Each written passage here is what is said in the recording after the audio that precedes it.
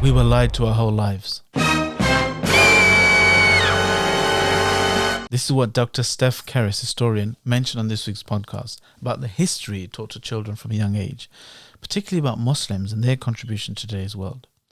Now, I'd like to blame the systematic attempted destruction of historical Muslim knowledge for the reason I never paid much attention to history in school, but the truth is I never really remembered being that interested in the first place. Maybe my perception of the field itself was anchored to a particularly boring first impression when I was initially introduced to history. Who knows? But if you're nodding your head or this sounds familiar, you don't think you're super interested in history either. This week on Islam 21C is especially for you. This week on Islam 21C, we're focusing on Giants of Islam, a collaborative exploration of Muslim legends, mostly from the modern period, so that we can learn lessons from inspirational people who we can relate to in particular.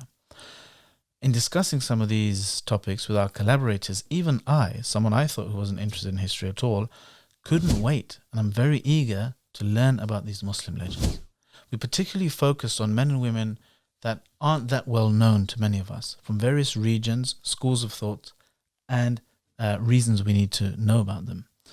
We've got a podcast episode, a bunch of infographics on social media, and a brand new article series starting just on this topic, inshallah. So subscribe to our mailing list and be at the front of the queue when this content drops. And follow Islam 21C wherever you get your social media dopamine fix. And as usual, if you have any ideas or links to beneficial content, drop us a line or let us know in the comments. Assalamu alaikum wa salam.